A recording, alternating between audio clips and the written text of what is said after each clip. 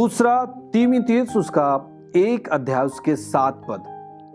देखिए बाइबल कहता है यहां पे, क्योंकि परमेश्वर ने हमें भय की नहीं पर सामर्थ और प्रेम और संयम की आत्मा दी है।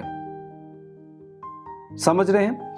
जो आत्मा हमें मिला है, जो पवित्र आत्मा परमेश्वर की ओर से हमें दिया गया है, जो परमेश्वर की आत्मा हमें मिली है, वो भय की आत्मा नहीं है। लोग आपके घर पे जाएं, इन दिनों में बहुत सारे केस हम सुन रहे हैं कि लोग जो झगड़ा करने वाले लोग हैं, है ना, जो गाली देने वाले लोग हैं, जो स्वभाव से गंदे लोग हैं, सीधा जाके जो लोग प्रभु में विश्वास करते उनके घरों पे जा रहे हैं और बोल रहे हैं तुमने धर्म परिवर्तन किया, छोड़ दे यीशु मसीह को, तुम्हारे ऊपर केस किया जाएगा, तुम नहीं जानते, छोड़ दो सब कुछ। बहुत सारी चीजों को मैं सुन रहा हूं इन दिनों में।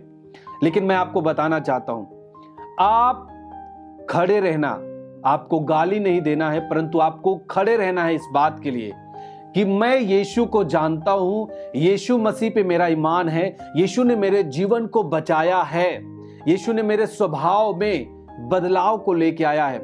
मेरा पति जो दारू पीता था परंतु अब दारू नहीं पीता, मेरे बच्चे जो अनाज्ञाकारिता में थे अब आज्ञाकारिता में। इन चीजों को बोलना है आपको, और बोलना है आपको कि मैं विश्वास करता हूं प्रभु में और मैं उसे इनकार नहीं कर सकता,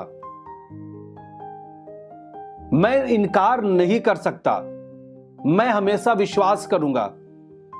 मैं एक वीडियो को देख रहा था, वो शायद एमपी का है, कुछ लोग गए और मैं नहीं जानता कि पुलिस प्रशासन भी इस तरीके से लोग, मैं देख रहा हूं उस वीडियो में कि एक व्यक्ति को वो खड़े होकर पुलिस के साथ आया है और ऐसे गरीब लोगों को जो बेचारे जिनके पास कुछ नहीं है, और लोग बहुत सारे लोग इन अफवाहों को उड़ाते हैं कि जो लोग यीशु मसीह में जाते हैं उनको पैसा दिया जाता है।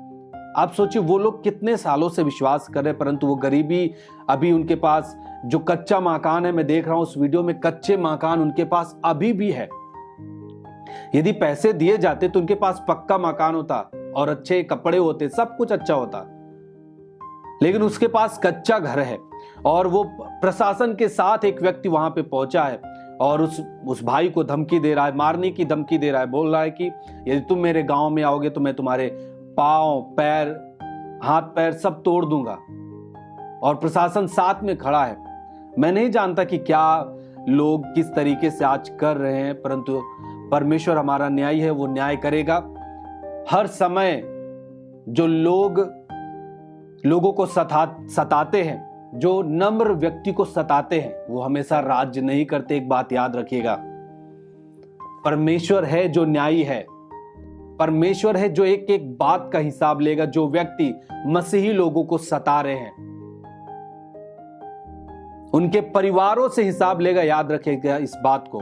मैंने देखा है लोगों के जीवन में जब परमेश्वर न्याय लेता है तो लोग दौड़ते फिरते हैं। आपको लगता है कि हाँ मैं सता रहा हूं, बहुत अच्छा कर रहा हूं, बहुत मुझे आनंद है मसीही लोगों को सता रहा हूं, लेकिन याद रखिएगा वो जिस परमेश्वर पर विश्वास करते हैं वो जीवित है, वो गलत कदम नहीं उठाते। इसका मतलब ये नहीं कि वो कमजोर हैं। आप गाली देते हैं, वो गाली नहीं देते, ये नहीं कि वो कमजोर हैं। आप उन्हें धमकी दे रहे हैं प्रशासन के साथ खड़े होकर के, ये नहीं वो कुछ नहीं बोल रहे हैं तो वो कमजोर हैं, परंतु वो सत्य पर खड़े हैं। वो व्यक्ति खड़ा रहा, मैं उस वीडियो को देख रहा था और उसने कहा मैं फांसी पे चढ़ा दोगे आप ना, तब भी मैं यीशु को इनकार नहीं करूंगा, क्योंकि उसने मेरे बेटे के जीवन को बचाया है। वो बता रहा था कि उसका एक बेटा था, बीमारी में ऐसी तकलीफ में आया कि वो मर गया, और दूसरा जब उसका बच्चा उत्पन्न हुआ वैसे उसकी भी हालत थी, परंतु एक परमेश्वर के दास की प्रार्थना के द्वारा उसका बच्चा बचाया गया, उसकी फैमिली बची। लोगों का भला हो रहा है, इसमें लोगों को क्या प्रॉब्लम है हमको समझ में नहीं आता।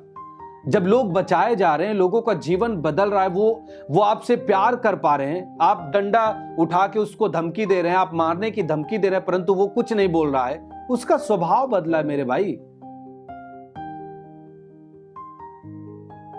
समझना है, हर एक मसीही को खड़े रहना है।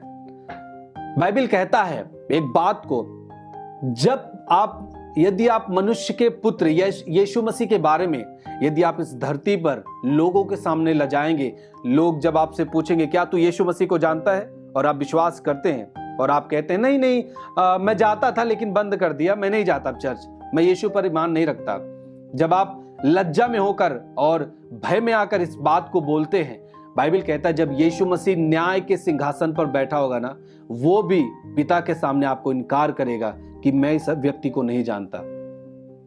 मेरे प्रियो, ये 60 साल 70 साल की जिंदगी है, इसमें दृढ़ता से खड़े रहना, उस अनंत जीवन के लिए तैयार होना है आपको। मैं आपको बताना चाहता हूं ये एक परख का समय है, 100% श्योर है ये, हमारे भी और चर्च के लोगों का भी, वॉलंटियर्स का भी। ये परख का समय है। परमेश्वर छोड़ता नहीं है कि आप सोच रहे हैं अरे परमेश्वर छोड़ दिया, और लोग बोलते हैं ये देखिए इनका परमेश्वर इनको छोड़ दिया, ये बोलते थे कि यीशु ऐसे चंगा करता है, ये बड़े बड़े काम करता है, देखो इनका पास्टर जेल में है। अरे मेरे भाई, जेल में जाना हमारे लिए कोई बहुत बड़ी बात नहीं है। मसीही लोगों के ऊपर सताव आना ये कोई अलग से घटना नहीं है। बाइबल में जो लिखा है वही हमारे जीवन में होता है, याद रखिएगा। यीशु मसीह को बहुत सारे लोगों ने बहुत कुछ बोला। जब यीशु मसीह कब्र में था, लोग अफवाह उड़ाते थे, बोलते थे ये देखो तुम्हारा चंगा करने वाला, तुम्हारा उद्धार करता, वो देखो मर गया, कब्र में चला गया, क्या करोगे अब। कुछ चेले भी चले गए, अपने काम पे भी चले गए थे। लेकिन बाइबल बताता है जब वो जी उठा, फिर सब तकलीफ में आ गए, प्रॉब्लम में आ गए। सो परमेश्वर और परमेश्वर के लोग कभी भी गिरते नहीं हैं, वे हमेशा ऊंचे किए जाते हैं। फिरौन के समय में भी जब मूसा इजराइलियों को फिरौन के बंधन से मिस्र से छुड़ा रहा था, आप देखिए किस सामर्थ्य के द्वारा परमेश्वर उन लोगों को छुड़ाया है। ऐसे ऐसे समय आए हैं कि लगा है कि अब सब जो इजरायली है वो खत्म हो जाएंगे। आगे समुंदर, पीछे फिरौन की सेना, कोई भी रास्ता नहीं था। परंतु बाइबल कहता है वो समुद्र 2 भाग हो गया। वही आपका परमेश्वर है, हमारा परमेश्वर है। वही चर्च का पसदेवरा चर्च का वही परमेश्वर है। परमेश्वर के दास का वही परमेश्वर है जो पिछले दिनों में काम किया और वह आज भी जीवित है। हालेलुया। परमेश्वर हमेशा अपने लोगों को जयवंत करेगा। इस वचन के सुने जाने से परमेश्वर आपके जीवन को बहुतायत में आशीष दे। आमीन। आप हमारे चैनल को सब्सक्राइब करें और वीडियो को लाइक करें और दूसरे के पास शेयर करें।